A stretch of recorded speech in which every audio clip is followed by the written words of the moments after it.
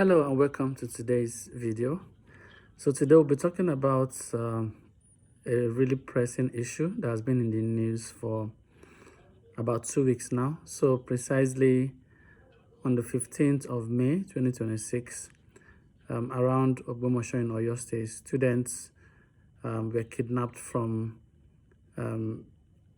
their schools where they went to learn, and also alongside those children that were kidnapped, there were also some teachers that were kidnapped alongside with them.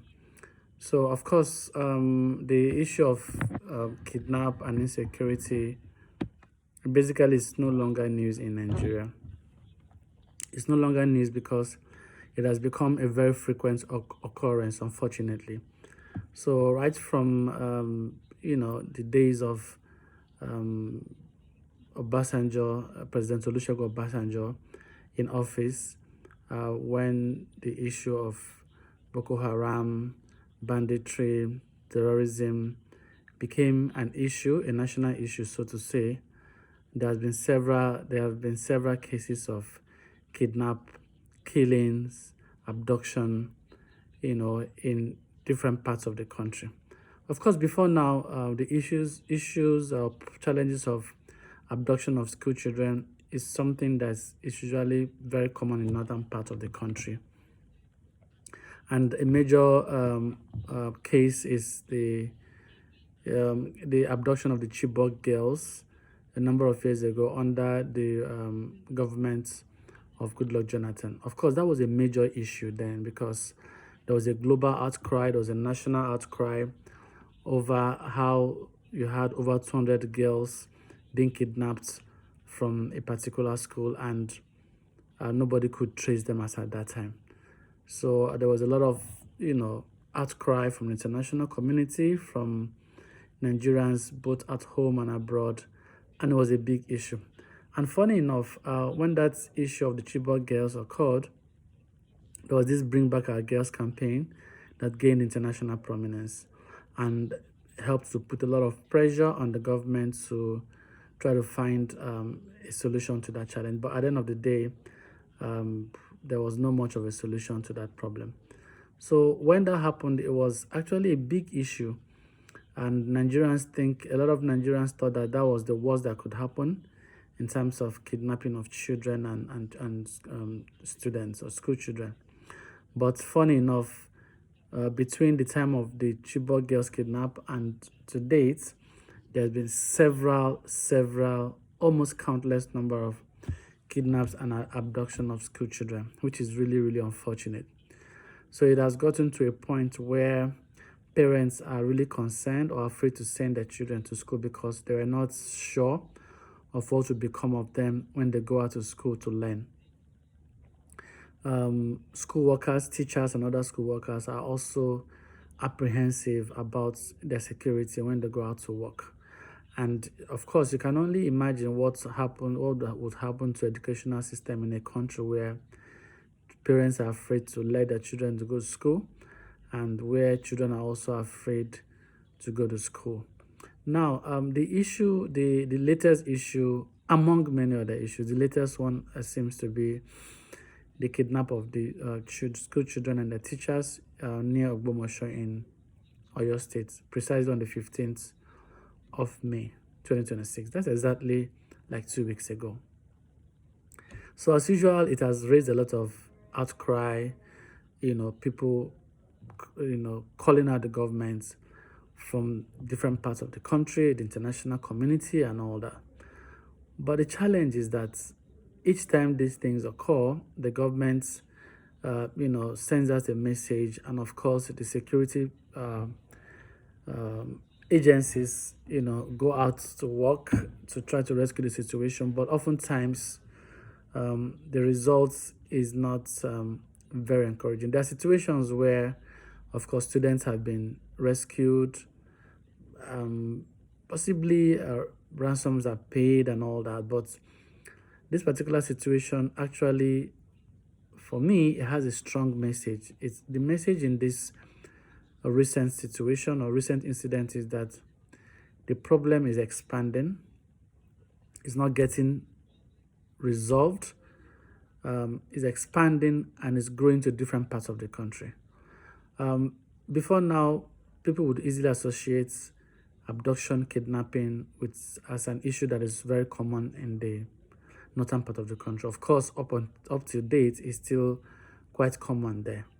But the problem seems to be expanding and it seems to be growing.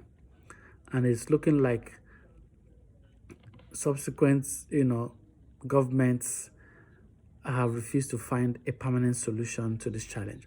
Now, the question is, with the way things are going, are we going to get to a point where these terrorists are going to overrun the security apparatus of Nigeria, or get to a point where Nigerians will be left to their mercy? Nobody wants that to happen. I'm sure the government themselves don't want that to happen. But the question for us or to ponder about is, why are we not getting solutions to this challenge?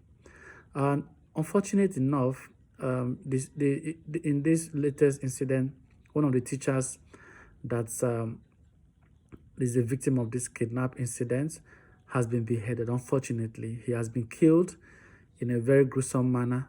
He was actually beheaded, and these terrorists recorded it on video and shared it for people to see. So the families of these teachers, of these children, are in a state of disarray as we speak. And nobody is sure of what is going to happen, because they keep releasing videos where those victims make speeches and make appeal to the government to rescue them, to do whatever it takes to cooperate with the terrorists to ensure that they are rescued. But I'd like to look at things from a particular perspective in this video. And I also like you to share your thoughts on what you think in this regard. I'd like to look at the amount of resources that has been put into defense and internal security in Nigeria. So I actually had to go do a quick research to get some numbers in terms of what government has been spending in defense and national security since the current government came into place. So between 2023 and dates, the record that is in the public domain shows that the Nigerian government has budgeted about 13 trillion naira for defense and internal security. Of course, this cuts across to spendings for the military, for the police, for the Office of the National Security Advisor, the DSS, and other security agencies and units. About 13 trillion naira. That's a lot of money. And the question is it really reflecting the amount of resources that is being put into security in Nigeria? Is it reflecting? The answer for me is no. It's not. The money that is being put is not commensurate with the result that we are getting. It has happened in Oyo State. Nobody knows the next place where this is going to happen. In recent times, Kwara has become a place where kidnappings and abductions have become quite common. In places of worship and the rest, people have been kidnapped. These are places where in the recent past you will hardly hear issues of kidnapping and abductions in those places. Sometime ago in 2022, there was this very severe massacre of worshippers in our town in Ondo State. And then this mayhem keeps spreading, from one part of the country to the other. And the question is, who is in charge of security in Nigeria? The government is in charge of security. It is the job of the government to protect its citizens. It's the job of the government to ensure that its citizens are safe from every kind of threat, from every kind of, whatever form of threats, be it internal or external. But the citizens are not getting the protection that is part of their fundamental human rights.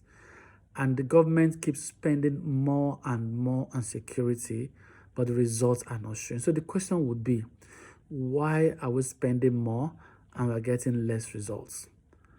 I don't know what you think. I'd like you to drop your comments or your thoughts in the comment section. Let's have a conversation. The government is spending more. Budget on national security, defense is increasing year in, year out. But yet the activities of terrorists in killing, kidnapping, abduction, and all the rest keeps increasing. And the question is, when will all this stop? When will it stop? So the children are still in the captivity of the terrorists in maybe the forest of Oyo State. Maybe that's where they are, or maybe that they've taken them out of that vicinity. Nobody's sure. In many other parts of the country, especially in the north, children and students are still being held. Women and children, vulnerable people are still being held. People are still being killed. The question on the lips of many Nigerians is, when is this going to stop? What is playing out at the moment is looking like the government looks like they don't have a solution to this problem, and it keeps increasing. So the question is, when will this stop? Are we saying that these non-state actors, the terrorists, or whoever their sponsors are more powerful than the government? In certain quarters, it's been insinuated that the government has people who sympathize with these terrorists. Is it that such people, government doesn't know them and government can't bring them to book? Nigerians are expecting the government to do much more than this. So what do you think? What is the future of Nigeria going by the current trend of insecurity, which keeps growing by the day? When is it going to stop? When will the government find a solution to it? Elections are near, and politicians are beginning to make lofty promises, lots and lots of promises that oftentimes they find it difficult to fulfill. What do you think? What should the government be doing at this point in time? What should be the priority of the government? Is it that the government does not have the will, the political will to solve this problem? Just tell us what you think in the comment section, and let's have a conversation. So thank you so much for watching. I'd like you to subscribe to this channel, like the video, and also share so that others will be part of this conversation. Thank you very much for watching, and have a great and blessed day. Thank you.